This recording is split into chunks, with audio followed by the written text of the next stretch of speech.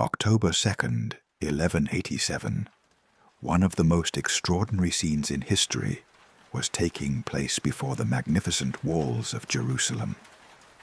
The holy city, which had been the heart of the Christian world for 88 years, was about to surrender. But this was not an ordinary conquest. The Muslim leader, waiting at the city gates, was displaying an example of chivalry that the Western world had never known. A gentlemanliness that even Europe's noblest knights would admire, the mercy he showed even to his enemies. This man's name was Saladin, and that day the Christian world would learn from a Muslim what true chivalry should be. Dear followers, tonight I will share with you the magnificent story of Salah ad-Din Ayyubi, one of the greatest knights of the Middle Ages, from the perspective of European chroniclers.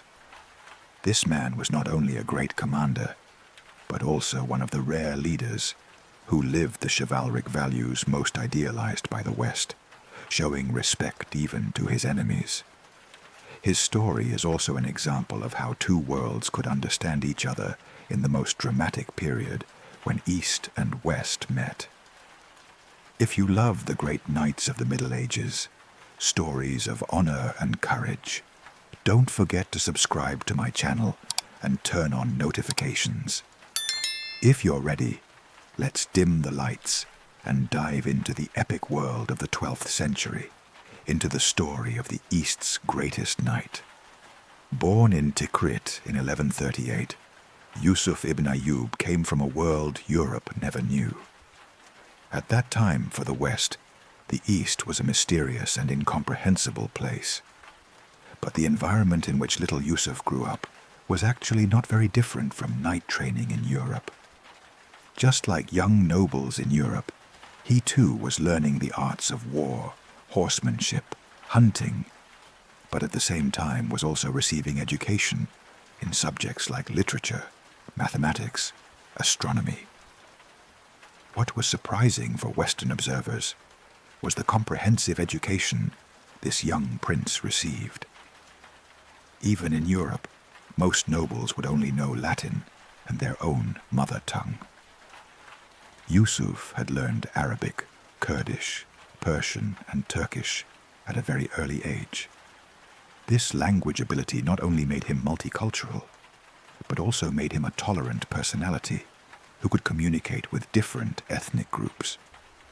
Venetian merchants and Byzantine diplomats spoke of his extraordinary intelligence and courtesy in their meetings with young Yusuf. Yusuf's upbringing style in his father Ayyub's palace resembled the courtly tradition in Europe. The young prince was not only learning combat skills, but also grasping what justice, generosity, mercy meant. His uncle Shirkuh constantly told him, "Being strong is not enough. You must also be just." This approach perfectly aligned with one of the cornerstones of European knight tradition. An incident from his childhood perfectly summarized his character. Seeing a Christian merchant wronging a Muslim woman in the Damascus market, little Yusuf intervened without hesitation. This behavior had been noted even then by Crusader diplomats. Because the young prince had defended justice without religious discrimination. This incident would form the foundations of his tolerant character in later years. Yusuf's education was not limited to military tactics. He was learning mathematical calculations, astronomical observations, medical knowledge not taught even in Europe's greatest universities at that time. This intellectual accumulation ensured he was not just a warrior, but also a scholar. Genoese travelers stated in reports that they were greatly impressed by the young prince's knowledge about stars and his calculating ability. When he saw Crusader ambassadors for the first time at 12 years old, his attitude surprised Western observers. Unlike most Muslim children, he watched them with curiosity, even tried to say a few words in Latin. The advice his uncle Shirkuh gave him was also noteworthy. You cannot defeat your enemy without knowing him. This approach resembled Sun Tzu's war philosophy, and was an approach that even Europe's most experienced commanders would appreciate. When he experienced his first combat at 16 years old, his behavior during the siege of Aleppo deeply impressed Western observers. Helping a wounded Crusader knight, ensuring that knight's treatment, these were indicators of true chivalric spirit. The chronicler of the Kingdom of Jerusalem at that time recorded this event as proof of the young Muslim prince's noble character. Another behavior that attracted attention in this battle was also his. During the siege, he shared his own rations with starving civilians. This move perfectly reflected one of the most fundamental principles of European knight tradition, the duty to protect the weak. The Byzantine historian of the period, Niketas Choniatis, described this behavior as a sacrifice that even the noblest existing Christian knights could take as example. When he participated in the Egyptian campaign in 1164, he was now a mature warrior and diplomat at 26 years old. This campaign held special importance for Western observers because Egypt had strategic importance for both Crusader states and the Byzantine Empire. Yusuf's performance in this campaign showed he was not only a brave warrior, but also an intelligent strategist. The diplomatic mastery he showed in Egypt impressed Venetian and Genoese merchants. The trade agreements he made with them contained fair terms for both sides. This behavior was proof that he saw not only Muslims, but all people as equal. A Pisan merchant wrote in his reports, "This prince's justice is more reliable than many Christian kings." When he became vizier of Egypt in 1169, with his uncle Shirkuh's sudden death, it created great astonishment in European courts. How could this young man, only 31 years old, undertake such great responsibility? But the performance he showed in the first years quickly dispelled these concerns. The biggest problem he faced when he began governing Egypt was balancing between internal Fatimid opposition and external Crusader threat. The way he dealt with this situation impressed even Europe's most experienced diplomats. He preferred persuasion instead of using force, managing to draw even his enemies to his side. Venetian ambassador Andrea Dandolo used these expressions in the report he wrote about his meeting with Yusuf. "This young Sultan is more refined than even our most cultured dukes. His speech is measured, his behavior noble, his decisions just. If he were Venetian, he would be one of our greatest dukes." The decision to end the Fatimid dynasty in 1171 had become a subject of political analysis in the Western world. What did this move mean? Why had Yusuf taken such a risk? The answer showed his vision. He wanted to unite the Islamic world. This approach resembled the Holy Roman Emperor's similar unification efforts in Europe. The way he suppressed some rebellions that occurred after this decision also impressed Western observers. Instead of massacring rebels wholesale, he was meeting with them one by one, trying to persuade them. This behavior was an example of tolerance rarely seen even in Europe at that time. Kings generally punished rebels mercilessly, but Yusuf followed a different path. Taking Damascus in 1174 created a real earthquake effect in Europe.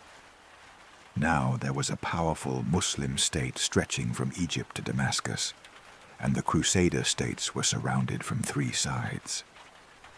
But what Europe was most surprised by was how this conquest was accomplished.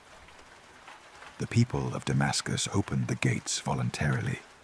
The the city was taken without bloodshed.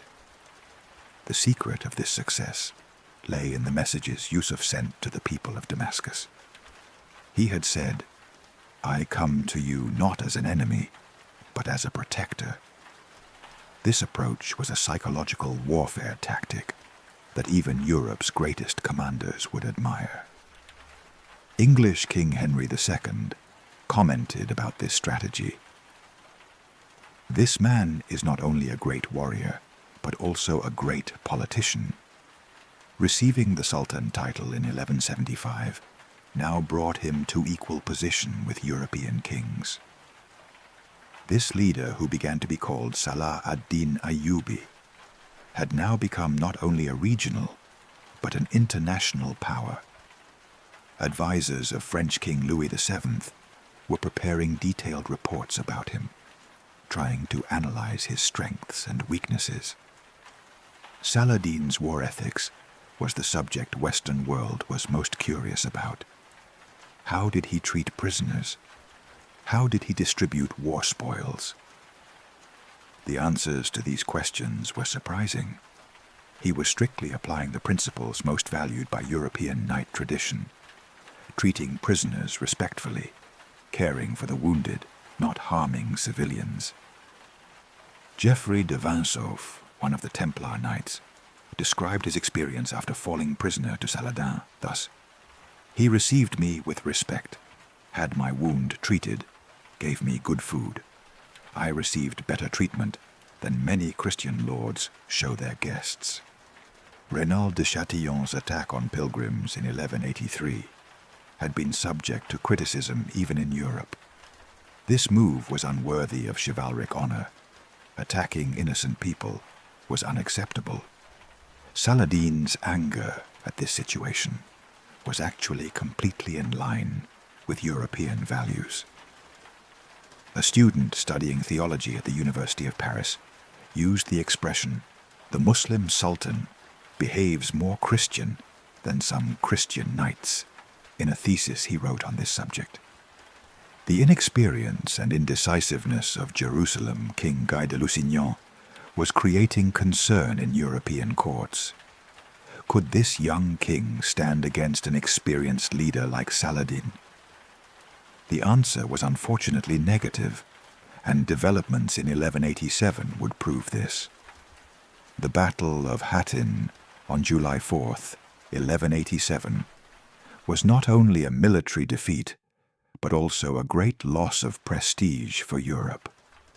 But what impressed Western chroniclers most was not the result of the battle, but Saladin's behavior. Offering water to captured King Guy, treating him respectfully, but at the same time justly punishing Reynald. These were examples of true leadership.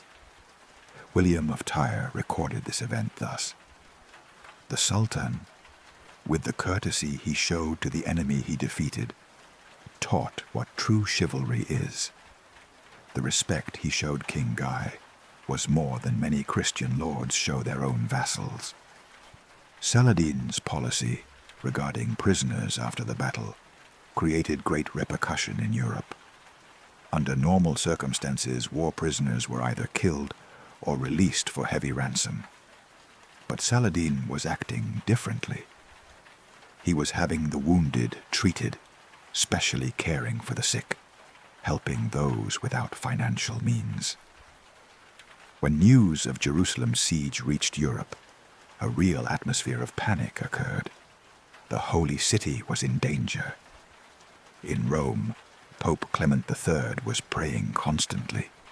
Special services were being organized in churches in France. But at the same time, there was also great curiosity. How would Saladin take the city? Would he massacre like the Crusaders did in 1099? When the siege began on September 20th, European ambassadors were following the situation, moment by moment. The peace offers Saladin sent to the city were incredibly generous, even by Western standards. He said he would not harm the people, would protect churches and monasteries, would guarantee freedom of worship. These offers were more liberal than even the kings of that era in Europe could make. October 2nd, 1187, was a day of great shock in terms of Western history, but it was also a day of great admiration. When Saladin entered Jerusalem, he did not massacre. This situation surprised all of Europe. What had happened when the Crusaders took the city 88 years earlier? The streets had turned into pools of blood, but Saladin behaved differently. The notes of European chroniclers were very impressive. The Muslim Sultan behaved more mercifully than Christian kings. This expression was a very bold assessment for that period. But it was true. Saladin's behaviors were more in line with chivalric values idealized by Europe than other Crusader leaders. Pope Clement III's call for the Third Crusade was not only stemming from the desire to retake Jerusalem, there was also Europe's prestige problem. How could a barbarian leader behave more chivalrously than Christian knights? When the Third Crusade began in 1189, Europe's biggest names were coming. Richard the Lionheart, Philippe Auguste, Frederick Barbarossa.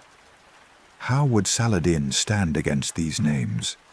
This was a great subject of curiosity, especially the struggle between Richard and Saladin became legendary in Western literature. The two men were very different from each other, but strangely understood each other. Richard was hot-blooded, direct, a brave warrior. Saladin was cool-headed, diplomatic, calculating, but both were true knights. The events during the siege of Acre perfectly reflected the character of these two leaders. When Richard fell ill, Saladin sent him a doctor and medicine. This move garnered great appreciation in Europe. Treating your enemy this way was true chivalry.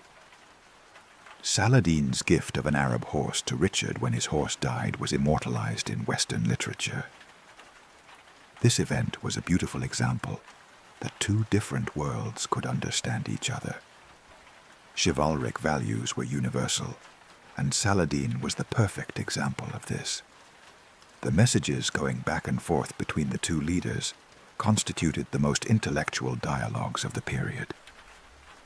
Richard's message, "You are truly a great man." "I wish we were friends, not enemies." Saladin's response, "We have different faiths, but we believe in the same God." These were the most beautiful examples of East-West dialogue. The Treaty of Ramla in 1192 was an honorable solution for both sides. Richard had acknowledged Saladin's greatness. Saladin had also appreciated Richard's courage. This treaty was proof that different civilizations could live together. The scene during Richard's departure was very impressive. Two great knights were bidding farewell to each other with respect. Richard had said, "It is a rare honor to encounter such an honorable enemy as you in the world." Saladin also replied, "You are also a great knight. Live in peace."